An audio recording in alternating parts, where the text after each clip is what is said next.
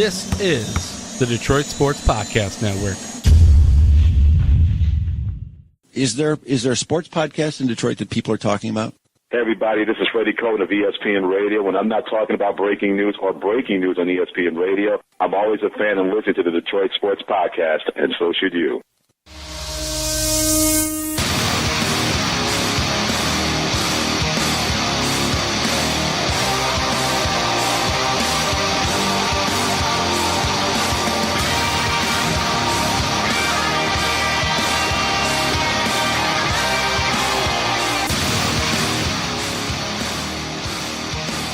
We're on the air. Thank you for downloading another episode of the Detroit Sports Podcast Network. I am the Doc, John Macaroon. Joining me, my cousin, Adam, the Jock Strozinski. What's up, cuz? What's going down? So, I seen your videos on Twitter the other day, and I want to say I am very impressed. You did 225s. What'd you do, 22 times? 30 times, 30 baby. times. 30 times. For those who don't know, here at DSP, we do our own combine. And this year, John partook. Last year, it was Vito. At some point, I got to get involved in this. But you did 225s 30 times. That's awesome. And those that don't know, in the combine, you normally bench press 225 as many times as you can. Well, John took it a step further. He took two 25-pound dumbbells and bench pressed those things 30 times. Fist bump, baby. That's awesome, dude. For a psychologist to be able to put up 25 pounds 30 times, that's a good feat. And you see Vito coaching me up? He was. I loved his commentary on the entire thing.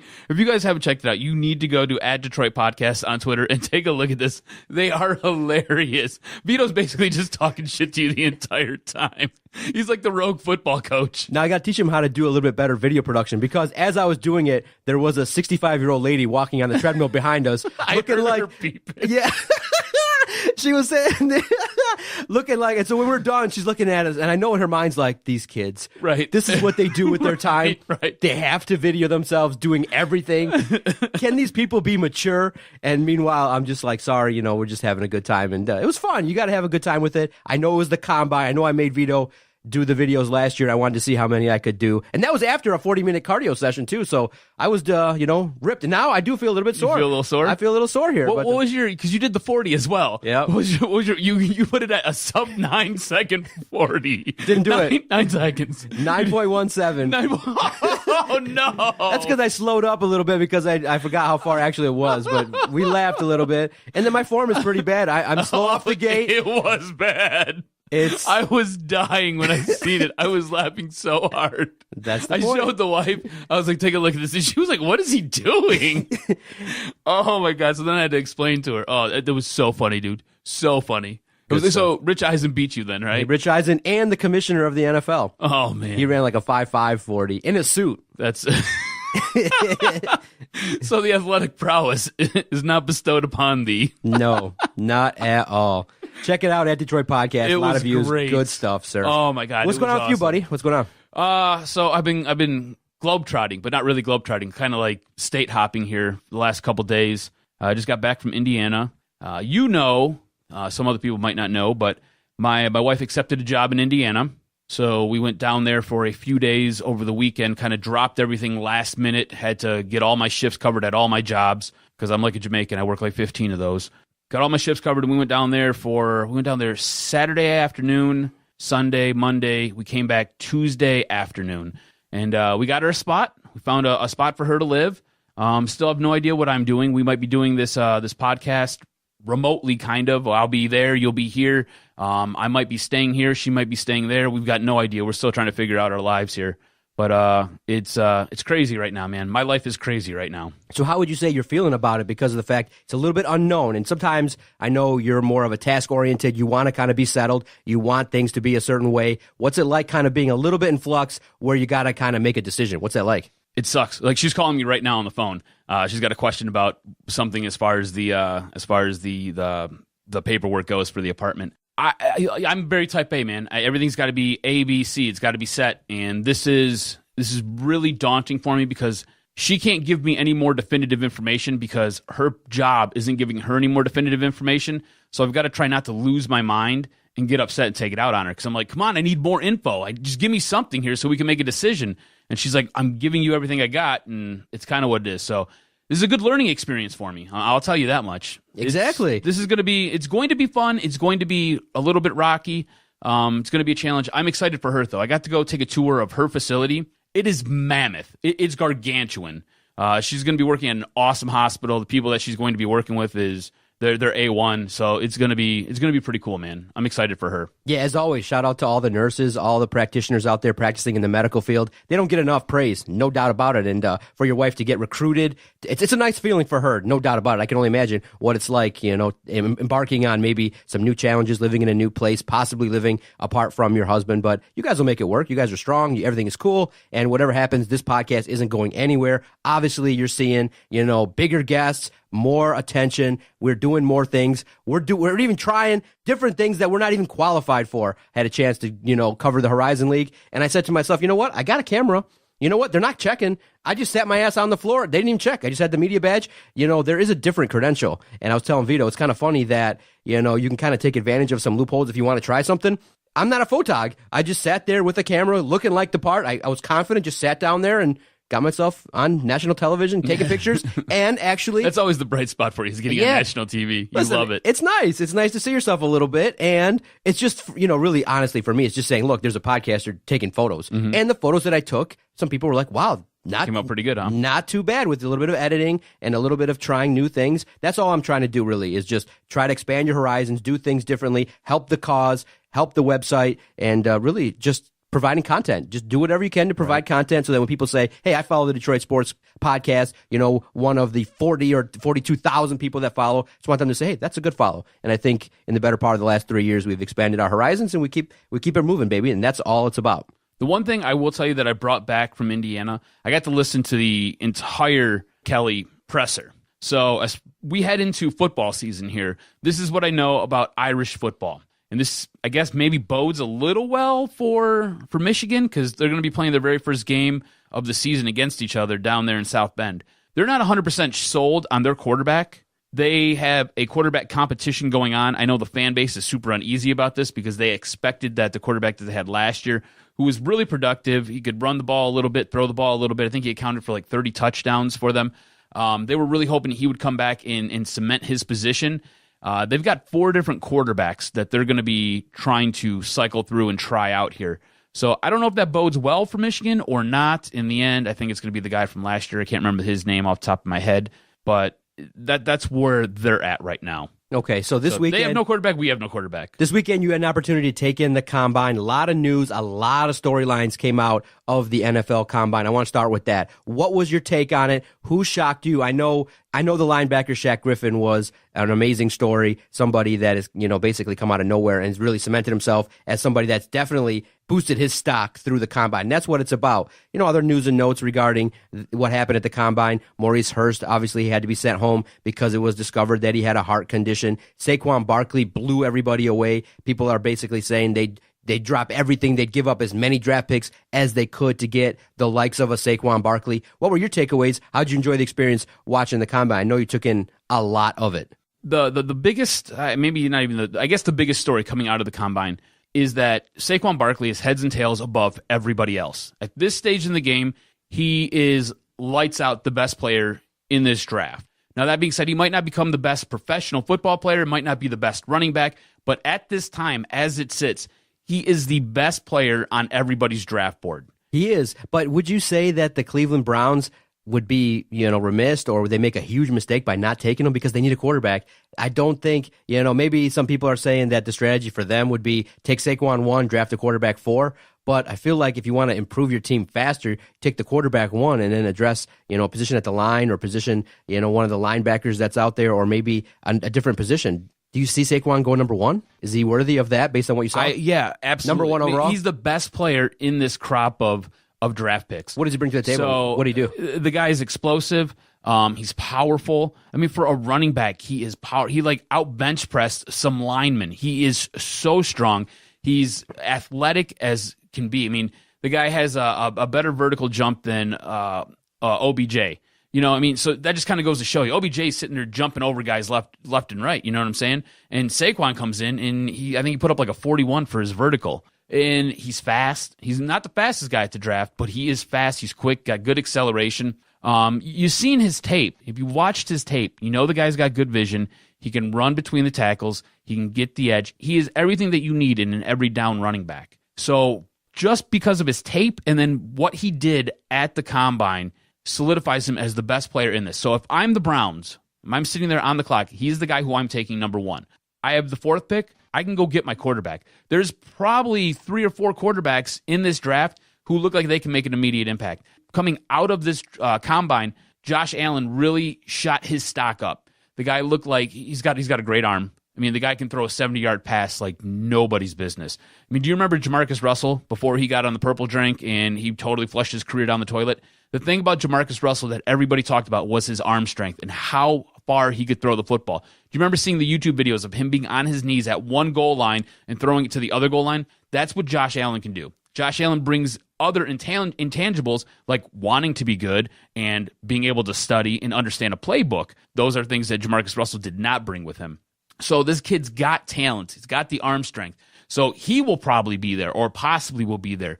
You've got USC's quarterback. You got Baker Mayfield there. So there are quarterbacks that are going to be there for you when you go to draft 4. Now, I like Baker Mayfield. I love him. I like an emotional guy. I like a guy who tells you how it is. Yeah, he's charismatic. There's something about him that draws you to him. So if he's going to be in your locker room, he is going to be your leader. Whether you like it or not, he's going to be your leader.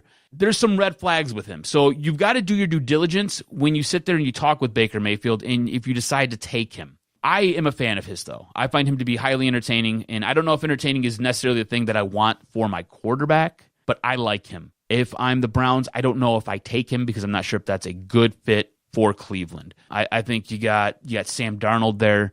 Like I said, Josh Allen. So you're going to have some quarterbacks that are going to be available at number 4. So if I'm the Browns, I'm keeping 1 and 4. The other thing that really surprised me and shocked me, Shaquem Griffin. You mentioned him when we first started talking about this. Unbelievable. Guy's an unbelievable story. I don't know if he's going to necessarily translate at the pro level, but he is an unbelievable story. What he was able to do on the bench press with his fake little gimmick hand, because for those who don't know, he is missing a hand. He had a birth defect as a child and lost the use of his left hand. What was amazing was he said his goal was basically to put up 225 6 times. Right. And then all of a sudden the adrenaline started pumping and he got up to 20, right? Yeah, I think he did 22. Wow. He sat there, he ran the fastest out of the linebackers. The kid's an amazing, amazing story. You're right, 20. He did 20. The kid's an amazing story. You know, he ran a 4.38 40. I mean, that's impressive. That's really impressive. And during the combine, he started cramping up a little bit. They got him some fluids, and they said, "Are you going to be able to continue with all this?" And he said, "Look, a couple cramps. They gave me fluids. This isn't going to take me out." Like, he's got a real positive outlook on life. Like, he seems like he is a guy who has everything together. Like, he understands what football is, but it's just a part of life. It's not necessarily life. You may say, "Oh, wow, that sounds kind of bad because it's football. You want a guy where football is life." No. He understands the big picture. He understands what football means to him. He understands what he's doing here at the Combine. He understands how football is going to be his vehicle towards a better life. He gets it all. Like, everything is in perspective for this kid. He understands it. He is very mature. You can't say enough good things about him. So those were the big things that I took away from the Combine. I think this is an extremely deep draft at running back. And I think that plays well for the Detroit Lions. And we're going to talk a little bit about that. With that said, you saw Saquon Barkley, everybody that watched his performance at the Combine, that's what it's about. You go out there and you put your best foot forward. You go out there, you do the interviews, and you show your numbers, basically. You tell everybody, this is what you're about. So tying it to the Detroit Lions, would you be in favor if the Lions maybe made a move and traded Eric Ebron, picked up an extra draft pick, packaged it, and maybe, you do something spectacular and try to move up with the potential, maybe 2 number 1s, 2 number 2s, a spectacular package? Would you be upset? Would you be enraged if the Lions went out there and made a move to go out and get Saquon Barkley, knowing that there are some other running backs you can get that are talented in lower rounds? While I wouldn't necessarily be opposed to you giving everything up for Saquon Barkley, because I do feel like he's going to be a generational talent. He's going to be one of those guys that come along once every 5, 10, maybe 15 drafts. He really strikes me as a guy who has everything. The pass catching ability, the ability, like I said, to run between the tackles, the ability to get the outside edge and to be able to take it to the house and make guys miss. All that being said, if I'm the Detroit Lions, I'm not going to mortgage my entire draft to go get one player. And the reason I say that is you have too many holes to try to fill. You've got holes on the defensive line. You've got holes in your linebacking core. Your offensive line needs, whether it be a guard or a center. You also need a running back yourself. And this is a really deep draft for running backs. I think you can get your running back, whether it be late in the first round when you're drafting at 20, or maybe you could even move back and get your running back. I've seen some mock drafts where Geist is sitting there at the top of the second round. So you may be able to even move back and get more picks in that second round. And I think in the second round is where you possibly get your running back. You can sit there and you can grab your running back in that second round, and whether it be a Sony Michel, whether it be a Geist if he's still there, or anybody else. I mean, Nick Chubb might be there. There are guys that are going to be there that you can add to this team. In your first round, if I'm the Lions, I'd like them to address either the offensive or defensive line. You need to figure out what you have and what you're going to do during free agency, and then you need to go and strengthen one of those sides of the ball. Second round, you come back, you get your running back. Your third round, now you start to add either some depth or you start to fill out that offensive or defensive line. And then the rest of your draft, you're going to sit there and you're going to fill in with either a linebacker, you're going to get some secondary help. There's other pieces. You're going to start drafting the best player available, athletes, guys who can sit there and really make a difference on your team. So while I'm not necessarily opposed to trading for Saquon Barkley, I wouldn't do it, not this draft. It's too deep at running back for you to mortgage 5-6 picks for one guy. Would it be, too aggressive if maybe they take a Geist from LSU, a running back in the first round, not Saquon Barkley, not mortgaging all the draft picks, but taking a running back if the need is there, if the talent dictates that Geist is there at number 20, do you take him? Because, people are starting to say, look, if you're not going to address this running back position at the top of the draft, are you really going to have a situation where you draft another Ameer Abdullah, where you try to fit him into a system? You have an offensive line that has a new coach, so a new system is going to take maybe a little bit of time to get in place. Are you going to potentially keep Ameer Abdullah on the roster because Bob Quinn's come out at the combine and said that we do view him still as somebody that is an asset on this team, and we'll talk about that in just a few moments here. But is there value in maybe being aggressive and actually solidifying that position at running back with a first-round talent when you can go out there and get somebody that can break tackles and go to the house? Because of the fact that it's not a situation where the Lions have just kind of struggled a little bit at running back. They haven't had a 100-yard rusher in the damn near history of this entire podcast network, and that's crazy to think about. That's true. That's so true when you put it like that. It's nuts. If he's there at 20, I don't see how you can say no to Darius Geis. Do you know what I'm saying? If he's there at 20, I think you have to invest that draft pick in him. Now, by all accounts, he's the second best running back in this draft. It's Saquon Barkley, and then it's him. And then it's some other guys, whether it be Sony Michel, Nick Chubb, Rashard Penny. There are guys in this draft that you can get, but if he's there, I think you have to pick him up. Like I was saying before, I think it's a deep enough draft where you can move back and get your running back in the second round. So if he's sitting there at 20 and the Lions don't take him, say Vita Vea is there, or say there's some offensive lineman that's there that really strikes their fancy and he's going to play exceptional at guard. He has the ability to possibly move out and play a tackle position if need be, because you like guys who are versatile on your offensive line because injuries happen. You've seen it last season. They dealt with injuries on the right side of the ball all season long. If your lineman's there, whether it be defensive or offensive, I'm probably going to go in that direction, and I wouldn't raise a big fit if Darius Geis is still there. Now, if guys who I target that I think will fit perfectly for whatever scheme I'm going to run, or depending on how my draft board is kind of laid out, if Darius Geis is there and he's the best player on my board, I'm taking him. You're taking him. You would be stupid not to, because he seems like he can help this offense immediately. And like I said, a lot is going to, the way your draft is going to kind of play out if you're the Detroit Lions, a lot's going to have to do with what you do in free agency. Now, if I'm the Lions and I'm trying to address my running back position in free agency, I'm going to go out, I'm going to try to sign Carlos Hyde. I think Carlos Hyde would be a nice addition and a nice fit here. I think he's a guy who can do a lot of different things on multiple downs, multiple sets. I think he has the talent to be able to be a number one running back. I just don't think it necessarily worked out in San Francisco for him. All that being said, I'm going and grabbing him on the free agent market, and then I'm adding a running back in this draft. whether it's Darius Geis, Nick Chubb, Sony Michel, Rashad Penny, somewhere I'm adding a running back, and it's going to be within my first 3 rounds of this draft, okay? After I do all that, I'm letting Ameer Abdullah walk.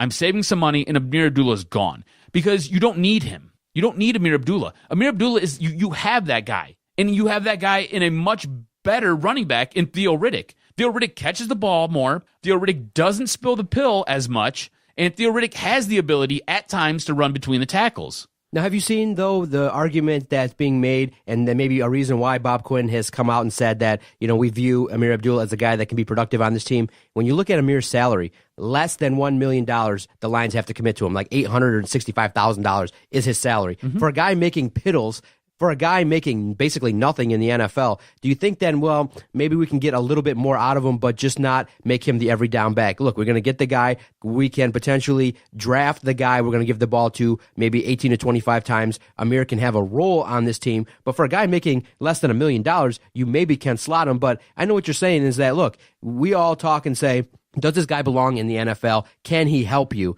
Maybe if you reduce his role and you help out with that offensive line, you maybe can get a little bit more out of him, especially when he's making less than $1 million. Dude, if you get like 500 yards and maybe 3 touchdowns, it's worth it. You tell me what your return on investment is if Baby Hands spills the ball on the field. That's the big concern. Baby Hands is then on the sideline. Because if you go back and you look at what happened last season, they tried to protect him last season. They wanted him to be their starter, and they tried to protect him, and then he fumbled the ball a lot. All right, so then next thing you know, Baby Hands is sitting on the bench, Baby Hands is getting benched, and he's not in the game. So what's your return on investment on under $1 million if that under $1 million is sitting on the sideline? It's 0. And your if he's return hurt, on investment, too. Exactly. Your return on investment is 0 because he's not playing and he's not productive. So now you've got a guy who you owe money to and a guy who's taking up a spot on your roster. And we've seen it. It's the NFL. Every spot on your roster is valuable. It's important. Down to the very last guy who sits there and plays garbage time. It's important. So, no, I'm not keeping him. I'll keep Theo Riddick as my change of pace back, as my guy who's going to catch balls out of the backfield. I have a guy like that. I don't need another one like that, especially a guy who has trouble holding on to the football. And that's what his problem's been ever since he came out of college or while he was in college. This is what we went on this very podcast and we discussed and we talked about and why I raised such a fit about it when they drafted him. Because he can't hold on to the damn football. If you can't hold on to the football, you're not going to help this team out. Because they can't afford to put you in the game when the game's on the line because you're going to fumble the ball. And look, I know what you're saying. He can do some things pretty decent. He's got some decent speed. And if you help out this offensive line a little bit, maybe he can run between the tackles better. There were times last season where he would be on the outside, on the edge, and there wouldn't be anybody by him, and he would drop the ball. This is an Ameer Abdullah problem. You know what we're debating, basically? We're debating an XFL caliber player. Yes. On a roster that's for the exactly Detroit Lions. That's what we're exactly debating. What this is. He belongs in the XFL. Yes. You know what? He'd be an amazing talent in the XFL. Maybe the MVP of the XFL. Right. Go do that. But not here. Not here. now. Not in this league. Because you can't hold on to the damn football. And it's unfortunate because we're debating two guys. You know what would make me take money out of my pocket and actually go pay for 1 or 2 tickets in 2018 is if the Lions let go of Ameer Abdullah and traded Eric Ebron. News was made earlier this week when Adam Schefter, ESPN, came out and said, look, at the Combine, people were calling about Eric Ebron. He is set to make $8.5 million. I guess the notion is, and I guess what people are speculating is, beyond 2018, I think that Eric Ebron realizes he's never going to win over the fans here, no matter what he does. He basically could have a Jimmy Graham-type season, 10 touchdowns, 800 yards. He could do everything, but people will focus on the 3 drops that he has throughout the whole year. So I think the writing's on the wall. He's trying to be professional about it. He knows that the fans here, basically by and large, don't want him here. And so Bob Quinn is recognizing, look, even though he had a decent second half of the year, the problem is nobody can really pinpoint what this guy can do. He's inconsistent. Remember, in 2017, statistically, his numbers were worse than the numbers he put up in 2016. And people are just looking like, yeah, he emerged in the later half of the season and things like that. Well, in essence, are you willing, when you're paying a dude $8.5 million and it's going to be guaranteed at the start of the league year, are you willing to commit to the guy long term when you don't know exactly what you're going to get? And there's maybe some value, maybe a 3rd round pick, maybe a 2nd round pick. maybe there's that one GM that feels like Eric can do some things, and you maybe can then package that to move up in the draft to get a really much more talented player. We can acknowledge that Eric Ebron has talent, but does he have enough to be on a championship team? I would say no. I think he'll make catches for you. He can get you 600 yards and 3 touchdowns in a season, but is that really what a championship team in the NFL can do with a tight end? I think you can ask for more. And there's no shame in saying we want more out of Eric Ebron. And so if a general manager out there is calling for Eric Ebron, make the move. I feel like you improve your team by getting rid of Ameer Abdullah and Eric Ebron, and I think you improve the morale around the team. Just seeing him out there just doesn't do anything for anybody, and I would be thrilled if Eric Ebron was not on this team next year. Yeah, I agree with you 100%. What do you think you can get for Eric Ebron, though? I think the high end is third round. Third round pick? I think the number that probably people are starting with is fourth. Right. Fourth round pick. I'm assuming for Eric Ebron, you'll probably get a fourth round pick. It might not be for this draft. It might be next year. Maybe there's a condition on it that may bump it up to a third. But yeah, Eric Ebron has to go. It's no longer a thing of should he go. No, he has to go. I think the Detroit Lions have seen enough in Michael Roberts that they're okay there. They feel like he has some talent and that they can do something with him. There's been speculation and there's been talk too that possibly Jimmy Graham may come to the Lions. How do you feel about this? Because I think I might be the cold shower in the room here when it comes to Jimmy Graham. Well, I did put on our Twitter page at Detroit Podcast. I said, yes or no, on today's date, when we're recording this podcast, is Jimmy Graham better than Eric Ebron? And a lot of people, it's been 50-50, right down the middle. Some have said, look, I'd be happy, make that move. Jimmy Graham in 2017 had 10 touchdowns. Eric Ebron in his career has had only 11. Right. But people have pointed out on our Twitter page that Jimmy Graham dropped the ball at a much higher clip. He's older. There's a chance he can come here and not produce. A guy like that doesn't seem to basically fit with the Detroit Lions because of the fact that we don't get guys that come here and then actually get better. Mm-hmm. We get guys that come here and their career dies. So in terms of if I wanted Eric Ebron or Jimmy Graham, I'd stick with Eric Ebron. The question is, he's not worth $8.5 million. That's the problem. You're not getting the proper value for a guy to get 600 yards and 4 or 5 touchdowns. For $8.5 million, I want numbers similar to Jimmy Graham. But in terms of a year later, I would say no, you do not want Jimmy Graham. He is productive, but I do think that the Lions would probably want a guy that's already been in the system. And I think it's how it's going to play out. The Lions will just keep Eric Ebron this year and let him go for nothing. He'll have a productive year, but I just think that they will part ways mutually. I don't see a scenario in which they make a trade because who would risk their career on Eric Ebron? I mean, let's say you're a GM. Really risking your career if you're trading a fourth-round draft pick for this guy?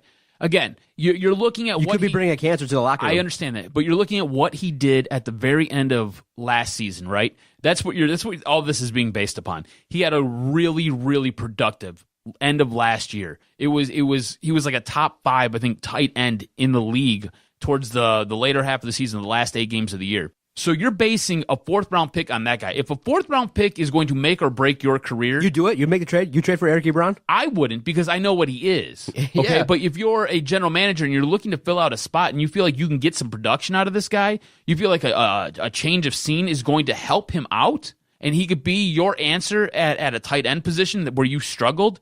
Yeah, I mean, maybe I'd invest a 4th-round pick. Here's my biggest fear with Eric Ebron, okay? He continues to evolve with the Lions. He plays really well. Let's say he has 7 touchdowns and 1,000 yards. Don't you have in the back of your mind that fear? Playoff game, you're down by 3 points. You throw the ball to Eric Ebron. Are you confident that he's going to catch the ball?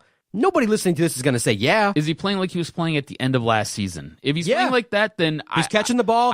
He's making plays, but in the crunch moments when you need that catch, you need him to get open. You need that moment in the biggest moments in a playoff game, down by 3, late in the 4th quarter. You need to get that first down. It's 3rd and 7. He's out there running the 8-yard out, and you throw it to him. Do you count on him to catch the ball? A general manager has to know and has to think in advance, what can this guy do for me in the biggest moments? Look, he can be productive. He's got size. He's got speed. You know, in terms of why people view him as a bust is that there's players drafted after him that are much better. Right. And he'll never be able to live that down because the Lions screwed him. Yeah. They drafted him 10th. He was a 10th-round pick. He was a 10th pick because of the fact the Lions way overall pick. Yeah, they way overvalued him. Right. That's not his fault. No. But that's going forward, do you trust him in the biggest moments? I would say no. I would just pass on him. See, I think you can argue that you would. Now all of a sudden I become an Eric Ebron defender. This is horrible. What did you do to me here? What did you do to me? This is not how this is supposed to work. I'm supposed to bash him with you. Anyways, if you look at last season, especially the last 8 games, there were times where this team was driving or they were trying to put together a drive. He was the guy who came up with the big play to get them a first down or to get a first down and get out of bounds. He did that on numerous occasions. Now, I know what you're saying. In a playoff game, it's totally different in a playoff game. We've seen him in a playoff game. We've seen him get interfered with on a playoff game where he was sitting there calling for the penalty flag and he never came, and they ended up losing to the Dallas Cowboys. So I get it, okay? I understand what you're saying, but if it's a 4th-round pick, it's a 4th-round pick, and this is a guy who you feel you can get some production from because a change of scenery is going to help him, I don't see why that would be a bad move, and I don't know how that's going to break any general manager's career.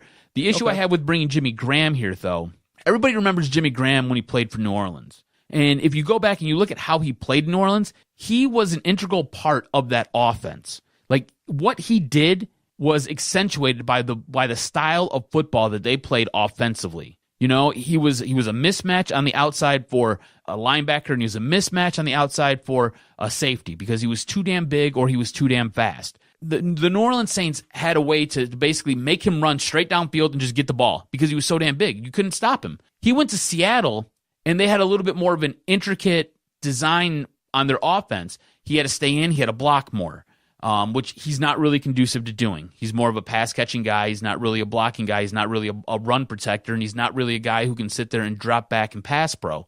It's just not his thing. He's there to go run and catch footballs. That's what he does. As they evolved, Seattle evolved, and they started utilizing him a little bit more and a little bit more.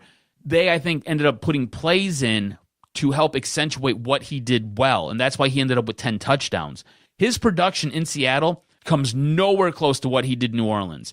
8 years in now, I think the book's out on Jimmy Graham and what you can do to contain him, because I don't know if you can stop him, but I don't necessarily think he's a fit here for the Lions. I think the Lions want a tight end who can catch some passes but can excel in pass protection and excel in run blocking. Don't be surprised if the Lions go out and they do address their running back situation and they address their run game, if it doesn't get much better and doesn't ramp up more and they're utilizing it much more. So what I'm saying is, instead of them passing the ball 60 to 70, maybe 80% of the time, expect to see more of a 50-50 split with them running the ball more. Just because it's going to help save your franchise quarterback in Matt Stafford. Also, in order to win games, we've talked about it, you got to be able to run the ball. Especially late in the game, you got to be able to run the ball, you got to be able to milk the clock, and you got to be able to get first downs.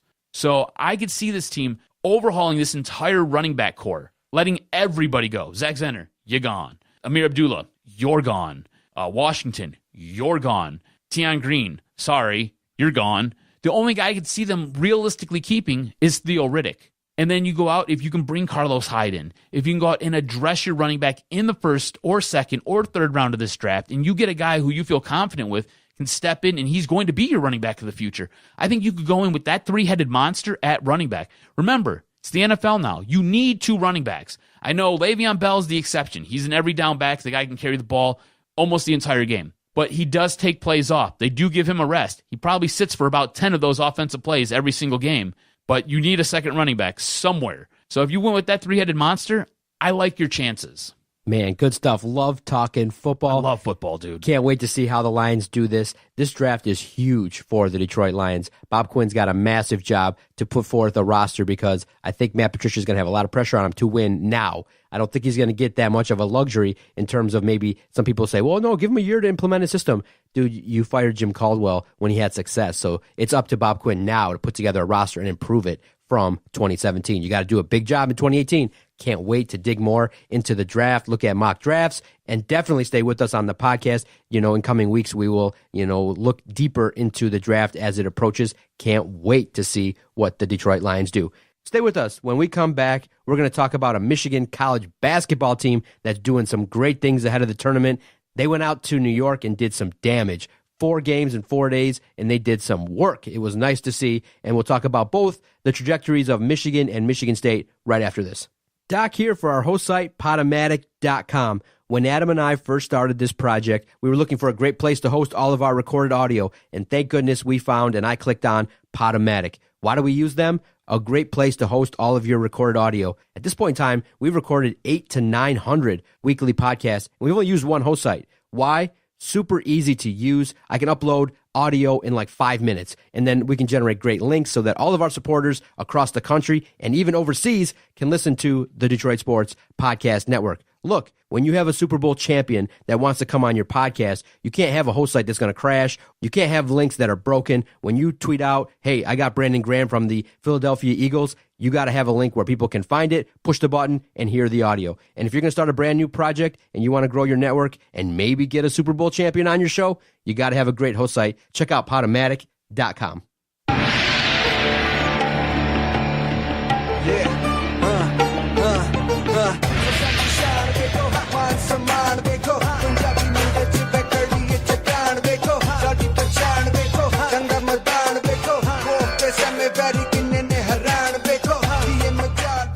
Man, cuz I know we used to always say January, February Izzo, but now I guess we got to say January, February Beilein. Dude has his team playing well. I got to say, it was nice to see him go out there with that team and do some damage. They destroyed the teams out there, and it was nice to kind of sit on a Saturday, 2 o'clock, and see what Michigan State, Michigan looked like. It was exciting to see. I thought that Michigan State would play a much better game, and Michigan handled their business. They went out there, and they actually looked like the number 2 team in the country. Michigan State had a lot of things go wrong for them, and you can't even say that Michigan State played all that poorly. Michigan dictated the game. They were able to do whatever they wanted. They executed, and something that I didn't think a Tom Izzo team you would say about them is a team actually wanted it more. Michigan went to New York. They went to Madison Square Garden, the mecca of basketball, and they put it to Michigan State. It was nice to see a team, hustle. It was nice to see role players actually do more. Michigan State's got a talented team, and there's nothing worse than a team with talent that doesn't work as hard as they're supposed to.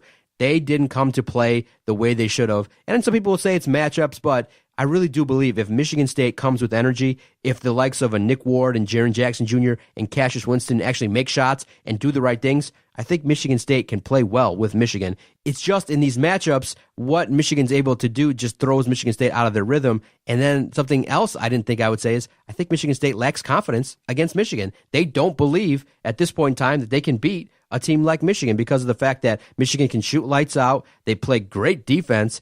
I kind of want to see it again. I want to see, maybe on the bigger stage, on a national stage, let's see what would happen if Michigan State and Michigan are in the same regional. What would happen in an Elite Eight matchup? Who would win the region? That would be something to see on the biggest stage of them all. But right now, you'd have to give the edge to Michigan. A great performance. John Beilein has done some amazing things. But do you think Michigan State is not as good as Michigan? Or do you think that in terms of when these teams play, that Michigan just has Michigan State's number? I think Michigan State has more talent overall. Individually, the players on Michigan State's roster, I think, are better. I just think Michigan plays better. For right now, John Beilein has these guys going at such an energetic clip, and they're doing so many things well. Their defense was a point of emphasis going into this year, and you're starting to see the fruits of that labor. It's really starting to pay off for this team. They were able to hold Penn State they were able to hold Purdue to 66 points and able to hold Michigan State to 64. And those were the 2 best teams in the Big Ten this entire season. And you were able to keep both these teams to an average of 65 points. That's awesome. And you were able to sit there and dictate the game and put 75 up in each of those games. That's awesome. You talked about it. Role players are doing more. You've got your big guys. You got your Mo Wagners. You got your Abdullah Rockmans. You got those guys doing what they need to do to help you win games. What you're seeing is a team peak at the right moment. This team did it last year where they got hot late in the season, went on to win the Big Ten tourney. They're hot now, and they're able to go on and win the Big Ten tourney. So my big fear is the Big Ten got moved up a week so you could play it in New York, which makes no sense to anybody because you have no teams in New York. You've got Rutgers in Piscataway, New Jersey. Nobody in New York, but it's okay. Don't worry. Jim Delaney, you're a total idiot. We understand. We're from the Big Ten. We'll just kind of move along with that because you're a boob. But this team that's so hot now, they now have to sit on the back burner and wait a week. So I have some concerns because the Big Ten tourney coming so early and this team playing so well, I have a fear that might hurt this Michigan team. Now, for Michigan State, I think it helps out. I think Michigan State losing to Michigan, I think just a psyche-wise, it helps this team. It helps Izzo because now he's like, look, you just lost to your rival again. You lost to the team that we usually own again. And you lost in the Big Ten tourney again. On top of all that, everybody is questioning whether you deserve to be a number 1 or number 2 seed. You might have just blew your shot for us to have home court advantage and play in the Midwest region and play here in Detroit. You might have just lost your chance to do all that. So now we got to go back to the drawing board. And Tom Izzo, much like Mark D'Antonio, does nothing better than taking a team that has some type of an issue and putting a massive chip on their shoulder and then getting the best out of that team. So I think this loss might be bad now because they lost the Big Ten tourney and they lost to Michigan. I think in the end it may pay dividends for Michigan State because it's a point of reflection for this team. They get to look back on this and they get to build from it now. And I think it helps them going forward. As far as Michigan goes, I think this team's playing incredible basketball right now. I'm not afraid to play against anybody. And that's something that you can't normally say. I was nervous when they were playing Michigan State. I was nervous when they were playing Purdue. But I'm not afraid to play anybody at this time right now. I'll play your Dukes. I'll play your North Carolinas. I'll play your Virginias. I'll play your West Virginias. I'll play your Virginia Techs. I don't care. I'll play anybody. And remember, a reason why you can get behind Michigan in the way they play, yes, they can shoot lights out. But let's say, for example, they get into a game and the shots are not falling. You can rely on that defense. Mm-hmm. When you have a defense that travels, you have an opportunity to go far in a tournament, and a team like Michigan can get hot. So I would say right now, going into it, the odds-on favorite maybe to get to the Final Four is Michigan over Michigan State. Michigan State has to do a couple things a little bit better, and I don't like the fact that we have to count on a guy like Cassius Winston to make shots for us to go forward in a tournament. He can do it. I have no doubt that this week off is going to tremendously help Michigan State, maybe even more than Michigan. Michigan probably wants to get on the floor right now and play. They want to play the next 4 days because they were shooting so hot. Michigan State can take a step back. They can evaluate 2 players that can really help them. You got Miles Bridges. That's top-end talent. If he steps up a little bit in the tournament, you want a guy at the highest level that can do some things that can get you past some of these teams. But when you look at Michigan State playing NCAA quality opponents, they haven't done that well because something happens to them, the switch goes off, and then when it's time to play a big game, turnovers happen, long scoring droughts, you have problems executing your offense. It doesn't look right. You know what I mean? Michigan State's supposed to play like Michigan against big opponents. You know what I mean? You're supposed to look good. You're supposed to make shots. You got Miles Bridges. He shows up with his 18 points, and he does his stuff, but where's Jaren Jackson Jr.? Versus Michigan, it was Brick City. Where's Nick Ward? Nick Ward's on the bench because he makes too many mistakes, and he's a minus player. Where are the other players? Where's the Langstons? Where's the Cassius Winstons? And he took it on himself. Cassius Winston said, look, it was my fault that the tournament didn't go right against Michigan. But in the end, you got to have other players. You got to have pieces in place. And I do think the week off is going to help. I really actually enjoyed it because you get a little bit of a break now in town in terms of college basketball. I like the fact that to your reset button, a little bit of a reset, you get a little bit of break, build a little bit of excitement. We can have some debates regarding Michigan State, where they're going to go, what are they going to do. I like the fact that this year the tournament was a week earlier. I really liked it. The cool thing is, too, you get to digest it a little bit more because normally what happens is the Big Ten tournament happens and then instantly it's right to Selection Sunday. Right to the bracket, yeah. Yeah, it's like you get maybe an hour in between and then we're going right to who we're picking. Now, what you were saying about Michigan State, I agree with all of it. On the flip side, I think what Michigan is doing so well right now, something that goes really underrated, they're getting points in weird spots from their bench players. Tiske put up 14 against Purdue. Nice, huh? Who's this 7-foot gargantuan out there scoring points for us? You got to have that, right? Right, exactly. Like a guy who just kind of came out of nowhere. And I think the evolution of Xavier Simpson, when we watched the Michigan State game earlier in the year, Xavier Simpson was a guy who really took over large parts of that game at certain times. But when he got put on the line to hit free throws, in crunch time, he missed them all.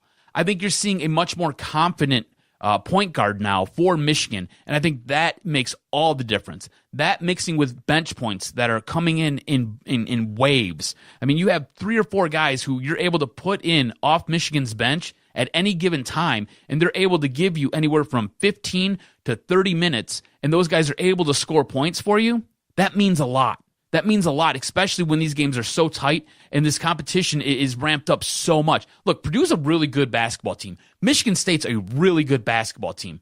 Going into the season, there was no way we were talking about Michigan in the same breath as both of those programs, and now we can. Let's speculate for a minute. Where do you think the seeding is going to shake out? Because honestly, sitting here, I could make the argument that Michigan should be seeded lower than Michigan State. They should be a 2 seed. They could potentially be maybe even a 3 seed. A lot of people kind of think that both teams, if you want to look at it fairly, Michigan won the Big Ten tournament. Michigan State won the overall Big Ten throughout the regular season. So many people will say, look, make it fair. Both teams deserve a 3 seed. I think the way it's going to shake out is Michigan State will probably be a 2 seed. They will get the respect over the course of the long season. They're a 29-4 team. You can argue about their strength of schedule, their RPI. The schedule was made. They went out there and they played it. They won 29 games out of the 33 that they played, 2 losses to Michigan, their rival.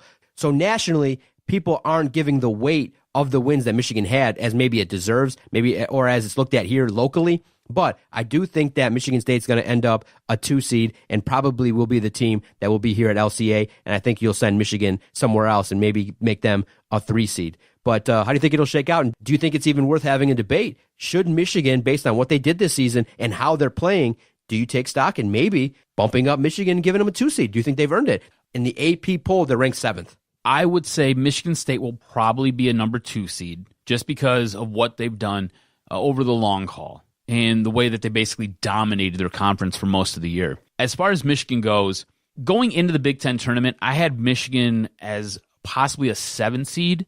They got hot at the right time. They kind of blew through the tourney. I'm thinking right now, depending on what happens, there may be a 4 or 5 seed. You got to remember they had a bad loss to Northwestern earlier in the year before the tournament. They had a loss to Ohio State that they should have won. Ohio State ended up becoming a pretty decent basketball team as the season progressed, and they had a bad loss to LSU. I don't think that they have the schedule, the strength of schedule that say a MSU has. I think you can make an argument that they deserve to be ranked higher than Michigan State. I think it's going to fall flat. I think Michigan will probably be in between a 3 and a 5 seed. I think that's where they're going to end up. I personally would probably place them as a 5 seed. Maybe that's just me not trying to buy into the hype as much. I'm not sure. As far as Michigan State goes, I can see them being your last 2 seed. I can see them getting an unfavorable spot when they get placed in their bracket, so maybe they don't get that the home court advantage, and they're not in the Detroit bracket. I could see that happening to them. I could also see them being a favorable 3 seed, if that makes any sense. You know, they're kind of right there on that bubble between 2 and 3. I don't think they're a number 1 seed at all. You have too many losses to teams like Michigan. You sat there. You lost to Duke earlier in the year. So I just don't think I don't think this team has the resume per se. You had too many bad losses. They lost to OSU. So I think I just basically named all their losses. Right. So the last point, I just don't think they're a strong enough team. Last point I want to debate with you because I think it's worth having. Right now, based on what's going to come in for Michigan next year, great recruits coming in, and basically, what's going on at Michigan State with all the turmoil, the scandal, people are kind of looking at Tom Izzo, and there's this kind of undercurrent of talk like maybe Tom Izzo's going to retire, maybe he's burnt out on this, maybe that if he doesn't win the second national title with a team that was poised in a weak year for, in the NCAA, do you think right now, is John Beilein coaching better than Tom Izzo? Now, I do believe both coaches are Hall of Fame worthy coaches. Tom Izzo's got the ring. He's done it before. He's made it to the Final Four several times. But right now, it just seems like if we were to do a Doc and Jock stock watch, John Beilein's way up, and I think Tom Izzo's plateaued. But do you think right now, I think it's safe to say that John Beilein's coaching better and has his program with a little bit more momentum than Michigan State? Bridges comes back. You look at that whole scenario. You got a guy to come back and stay in your program, not to beat your rival. But I know people will say, look, it's all about the tournament. You wipe the slate clean. Let's see who advances further. But right now, it seems like based on coaching, not who's the better program, who's bringing in better talent, but who's taking talent that maybe is a little bit subpar and making them a little bit better. I feel like Bridges can offer more. I feel like Bridges comes to the program, Michigan State. I feel like he should be dropping 30 points. I feel like Jaren Jackson hasn't maybe taken a step forward throughout the course of the season. I feel like right now in terms of coaching, John Beilein is getting a little bit more out of the talent than Tom Izzo. And that sucks to say as a State supporter. I think you're right. Okay, so parts of what you said are right. So John Beilein at this time, his stock watch is up. He's got his team playing much better. He's done a much better job. And a system that's better for basketball, shooting the three. Right.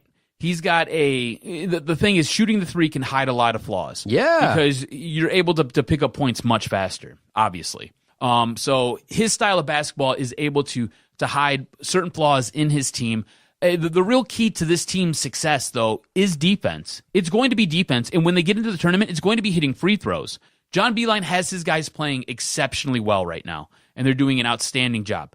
I think Tom Izzo, you've got to give Tom Izzo some credit, though, because Tom Izzo, at this time, during this season, he's had to deal with so much BS, whether it be the ESPN report, whether it be everything going on with MSU and USA Gymnastics and all of that, okay? And you look at what's going on with Miles Bridges and his NCAA violations or potential violations. He's had to coach through so much other garbage that John Beilein hasn't had to deal with. And now it's fair to say he's created some of his problems, by not answering questions well or looking a little bit shaken while he's being interviewed. And instead of just saying, "Look, we'll have an answer for you when we have an answer for you," just trying to move the conversation along or avoid the question and give a better answer when he has more information in front of him. He has at certain times put his foot in his mouth. So you can say that he has made his own bed, so now he's got to lie in it. And I get that. But Tom Izzo has had to deal with something that most coaches don't have to deal with. Usually when you're under this much scrutiny, you're fired instantly, or you step down. It goes one of two ways. Never, ever is it allowed to sit there and continue on for 2 weeks, 3 weeks, 4 weeks, a month, 2 months, going into 3 months. Never do you have to deal with anything like that. And Tom Izzo has had to deal with that, and he's had to keep his players focused, and he's had to keep them on point and keep them going forward. And I think he's done a really good job with that. So to say that Tom Izzo's stock watch is way down, I think that's a little bit unfair. I think he's had to deal with a lot more hurdles this season than in any other season he's ever had. And I think he's trying to get the most out of his players. Now, as far as Miles Bridges goes, that's a guy who you should demand more from. If you're a Michigan State fan, you should be demanding excellence from this guy. He came back to your program, and it was for one reason and one reason alone. It was to win an NCAA championship. It was to cut the nets down when all was said and done, and then to have one shining moment play with your goofy little smile in it, okay? And you're not getting it. He doesn't look like he's that top 5 NBA star. He doesn't look like he's that top draft pick going into the NBA lottery. He looks like he's a guy who's maybe, the middle 10 draft pick. You know what I'm saying? He's like somewhere in between like 10 and 20 right now. Probably closer to 15. I'm not really sure. He doesn't look like the same guy. He doesn't look like he has the same want to that he had last year. Do you remember last year? The guy is like, just give me the ball, get out of my way, let me do what I got to do, and I'm going to help us. He doesn't look like that same guy. Something has changed. I'm not sure what. If I'm an MSU fan, I'm demanding more from him. And it's kind of how I see it right now. I think Tom Izzo has had a tougher road to hoe than Beilein, but I think Beilein has his guys going in the right direction. Like you said, more momentum headed at the right time to the NCAA tournament. All right, final timeout. Come back. We got to give just a few minutes to the Red Wings and Pistons. They're limping to the finish line. Some people say good. Others will say, what is the direction of these two programs? My goodness, they're taking a turn for the worse. And you wouldn't have thought that with the Detroit Pistons. The Red Wings, many people probably are saying, look, this is a team that was poised not to make the playoffs. This is what it's going to look like when you trade Tatar.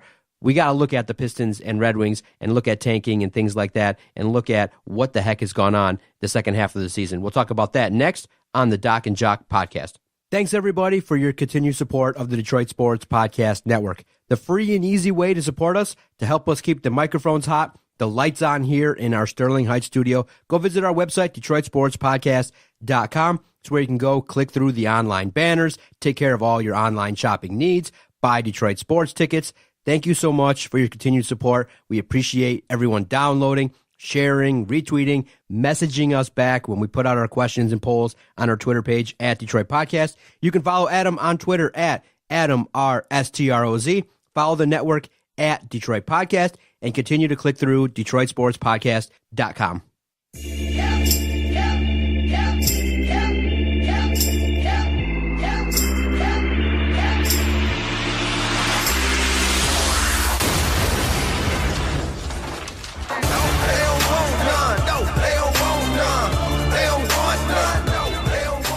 Because when Stephen A. Smith comes out and is like, what the hell's wrong with the Pistons? Something's wrong. I mean, everyone across the NBA is looking and thinking, okay, you got Blake Griffin, you got Andre Drummond. Why is it that you're losing consistently? Well, the reason's quite simple. Anybody that's looking on the inside knows there's nobody else. I mean, you can't field a basketball team with two players. And Reggie Jackson's not going to come back and make it a magical team that's going to go on a magical playoff run. By all accounts, the Red Wings and Pistons are limping to the end. The Red Wings, we all knew that they didn't just have enough high-end talent. The team's not that good. And then you traded basically your best offensive weapon. So it's not as bad. I'm not as mad at the Red Wings as I am at the Pistons, but it's bad in that you throw Jared Carreau out there versus Boston. He can't last a minute without giving up 2 goals. Why are you putting him in the net? I know you got to spell Jimmy Howard, but what has he been doing in Grand Rapids? Why did he look like that? Can you not prepare the dude to go and play a hockey game without getting shelled? You know, the Red Wings fight, you give them credit, but they just don't have enough talent, and some decisions will have to be made regarding Ken Holland and what this team looks like, because if you give a guy who can't draft a ton of draft picks, you could be looking at maybe a long-term rebuild. SVG kind of has the feel that the team has quit on him, and they're ready to just bail out on the season and move on so that they can kind of get a new regime. The writing's on the wall. You know, when you hear all the chirping regarding maybe there's a guy in line in the name of Arm Tellem ready to take over as the president, there might be some power moves being made here, and the Pistons know it. And I do think that really Tom Gores dropped the ball big time, because if you see the writing on the wall, how do you let Stan Van Gundy go out there and mortgage your future by getting Blake Griffin? Blake Griffin? Come on, man. You don't, sacrifice that much money, commit that much to a Blake Griffin, because who are you going to surround him with? You're going to surround him with the likes of a Reggie Bullock, Bikes. You're going to surround him with these kind of people, Eric Moreland. That's who you're going to surround him with, and you're going to hope that it elevates the program? Hell no. You're sitting here 5 games out with like less than 20 games left in the season. It's going to take a miracle. And here's the shitty part. Both Milwaukee and Miami right now have struggled. They've lost games. If you just played 500 basketball, you'd be right in the mix. You'd be right in the mix. And you go out there and you lose to Orlando and Miami. Come on. It's an embarrassment. It's not fun to watch. Everything, all signs point to the Pistons being down. It just, when you look at the Pistons and Red Wings, it's just come to a screeching halt. It's hard to even, pay attention to anything they're doing. You're right. Crash and burn, baby. This is a really difficult season right now, especially if you're a Red Wing fan or you're a Piston fan. But there is some light at the end of the tunnel. Oh, you see some hope? I see some hope. And that hope is you got to lose in order to win in the future. All right, now for the Pistons, they've totally shot themselves in the foot because Stan Van Gundy mortgaged the future for Blake Griffin. All right, they mortgaged the future for a star who's not really a star anymore. Hasn't been a star for some time, but he's a name. Brought some name value, tried to fill some seats. That was cool. It lasted maybe 5 games, and then after that, the shine wore off. So now you're trying to spit shine a turd. Good luck with that, Stan Van Gundy. Good luck with that. Now, if you're the Red Wings, it's a little bit better for you because as much as we rag on Ken Holland, as much as we bag on him, and believe me, he does deserve a lot of the criticism we give him. He was smart enough to keep his draft pick. And by the Red Wings losing as much as possible, it helps them out. Well, while we were in that break, I found a draft simulator for both the Red Wings and for the Pistons, and I was sitting there kind of tooling around with it. So the one simulator for hockey, it took me 4 tries. Red Wings ended up getting the 2nd overall draft pick. So you're going to have the 2nd overall draft pick, and then you're probably going to have something in between, 25 to 31 for your next draft pick, right? Let's see here. What do we got going on here? I'm looking at the way all this is panning out here. So yeah, with the one simulator, it'd be 31, 30. So you'd end up with the 29th overall pick. So you'd have the 2nd and the 29th overall pick, which is cool. You know what I'm saying? You'll take that all day if you're the Red Wings. Another one I did, the first time I hit the damn thing, I ended up getting the 1st overall pick with the Red Wings. So you got the number 1 and you got the number 29 overall pick. So win-win. Hello? So you got to lose in order to win in the long run. The only way both these teams are going to get better is through the draft. That's the only way you're going to do it. I mean, you look at a team in the NBA. Let's go to the NBA. You look at a team like the Philadelphia 76ers. I tell you, they've got a guy named Joel Embiid, who has Andre's number every time they play. They got a guy like Ben Simmons, who is a gargantuan man who can dribble the basketball, can shoot the rock, and can pass the ball. Does everything extraordinarily well. Who else I got on this team? Markelle Fultz. Maybe he plays, maybe he doesn't. Who knows at this point? He's hurt right now, but he looks to be a promising young star in the future. They did have Jahlil Okafor, but whatever. But, I mean, what my point is, they were able to build the core of their team through the draft. And these guys right now are in the playoffs. You go to hockey, the Toronto Maple Leafs. That's a team that was horrendously bad for decades. And you know what they did? They figured it out. They tanked a lot because they suck so bad. And then they got some draft picks. They got a guy like Mitch Marner, who's leading their team in points. They got a guy like Austin Matthews, who's leading their team in goals. And they sat there, they built their core of their team through the draft. It's what you have to do if you're both the Pistons and the Red Wings. And the Toronto Maple Leafs are now in the playoffs. And this is what has to happen for these teams to get better. You're going to have to lose. You're going to have some bad seasons. So that way you go into the draft and you make the right selections and you get the guys. And that's the problem. You've got to make the right selections. So I don't trust Stan Van Gundy in the draft. He's blown way too many for me already. So if Arn Tellem wants to come in and he wants to go hire the next general manager, I'm cool with that. I need somebody who understands basketball, and I need somebody who understands how to evaluate talent for basketball. And then for hockey, I need somebody who understands how to evaluate talent for hockey. Because I need players. I need young players. I need to build my team. And look, I know in hockey, it takes a little bit longer for them to get there. Basketball, though, these dudes, they're like Tostino's pizza rolls, right? You're basically pulling them straight out the microwave and they're going right in your mouth. They're ready to go. That's how it is in basketball. They're coming straight out the NCAA and they're going right into the league and they're ready to perform. You know what I'm saying? That's how these kids are. You know, Ben Simmons, look at him. He's a freak. It's a freak show. That's what you have to do. You've got to draft well. You got to go find guys. You got to lose right now to be better in 3 to 5 years.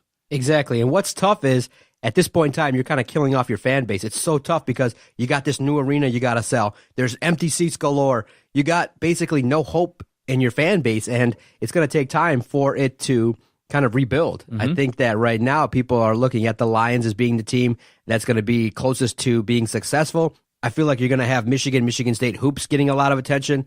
You risk really there's a high risk that the fans are going to totally tune out and be apathetic towards the Pistons and Red Wings. And you know what sucks is that when you do a podcast, you want to be able to dig in and do a little bit more. But unfortunately, all we got to talk about is potential and drafts. That's all. On the field during the season, it's nothing. You get no response. Nobody cares. And the tough part is the Pistons are relying on superstars that aren't superstars. That's the worst, is when you're allocating $60 million of your cap to Andre Drummond and Blake Griffin. Naturally, everybody knows Andre Drummond, that's the guy you're counting on. He's inconsistent. Blake Griffin, his game is going to slowly but surely wither away. He's going to drop you points, but okay, let's say each of those guys, Griffin and Andre Drummond, drop you 25 a night. That's 50 points. Mm-hmm. All right, who's gonna pick it up? You can't get anybody else. Right. And then, unfortunately, what we're left with, if you're a fan of the Pistons, is you got to hope that you lose, and then you get in the top 2 in the NBA draft. You get to keep the pick. You have to lose out. You have to get lucky. I don't see that luck with the Pistons or Red Wings. It's going to be a long haul. It's super tough, and I do think that sweeping changes do need to be made. The Pistons and Red Wings, it would behoove them to change up management, start again, and really give the fans something to have hope with, because when you look at it, nobody has hope. Nobody cares, and nobody thinks that right now that when the rebuild even starts, if you don't really acknowledge that you need to rebuild, how can you make that a goal of yours? And so that's what sucks with the Red Wings, is that they've been committed to basically being in the middle. They're stuck in purgatory. And the Pistons, oh my God, the Pistons really are still trying to sell people a bill of goods, thinking that, yeah, there's hope. Yeah, you're not likely to go 12-6 right. the rest of the way. It's not going to happen. It's not going to happen where the Pistons are going to go 15-3, and then the Heat and the Bucks are going to lose out. It's just not likely to happen. You're likely, when the playoffs start, you're going to be outside looking in, not being part of the NBA playoffs. But it'll be a good thing, because I think once that happens, then the cord will be cut and the Pistons will be done. You'll be done with SVG and his teams that don't play any defense and don't bring it every single night. I'll let you know this. The first time I did it, I got the Red Wings with the number 1 pick, and this was the 18th time I did it. Red Wings got the number 1 overall pick. All right, baby. So this is good. This is good. I need to be in charge of the simulated lottery for the NHL. If some back channel moves got to be made where the Pistons and Wings both get the number 1 pick in the same year, that would be cool. God, that'd be great. That'd be cool, right? That would be great. Look, this is a question I have for you, because we've talked about tanking before, and it gets a really bad rap. But you've seen it work with teams that I've named, with the 76ers, with the Toronto Maple Leafs. If you do it right and you do it well, that's the fear, though, it will is that pay dividends. We don't have trust now in SVG or Ken Holland to pick the right in neither ingredients. one of those managers. But we both agree that there should be change at the top. Yep. Okay. So going forward, we're going to say that they're going to blow out the current regime. Okay, we're going to blow out Ken Holland, going to blow out SVG. If you want to put Arn Tellerman, put Arn Tellerman. If you want to put somebody in for the Red Wings, whatever. I don't care. Okay, it just has to be a different voice, a different perspective. If they come in and they say, look, we've got a 3 or a 5-year plan. I'm down with it. And it's going to involve tanking. So it's going to get much worse before it ever gets better. But there will be light at the end of the tunnel. You try it. You got to do it. That's the way you get talent. I think that's how you got to do it too. That's how you go to the championship. Now, you can build a team that gets to the playoffs, but if you're going towards the Stanley Cup and the NBA title, you got to tank. This is what people don't understand either, is high draft picks have value. They have value. You're able to sit there and trade those commodities for other players, for players who are worth a damn. You know, I mean, look, Stan Van Gundy, I think, got bamboozled in this trade. Absolutely bamboozled. Because you gave up your first-round pick, and you gave up 2 players that were really productive for you, and you got a guy back who's just kind of there, just there. And you had to unload most of your bench, and now you don't have anybody on this team. And you're right. It's basically the corpse of Reggie Jackson, if he ever comes back and plays, and it's Andre Drummond, and it's Blake Griffin, who has struggled since those first 5 games that he's been here. You know, it's been basically as Blake goes, the team goes. You know, when he has a pretty decent game, the team usually is going to be competitive. They might not win, but they're going to be competitive. When he has an off game, there's really nobody there to help pick up the slack. And you've got nothing now going forward. You've got Blake and you've got Blake. That's all you got. And you've got way too much money invested in 3 players on this team if you're the Pistons. As far as the Red Wings go, they were able to do a really nice trade by unloading Thomas Tatar. There may be some dividends that will be paid when everything works out in Philadelphia and you get back whatever you're going to get back for Mrazek.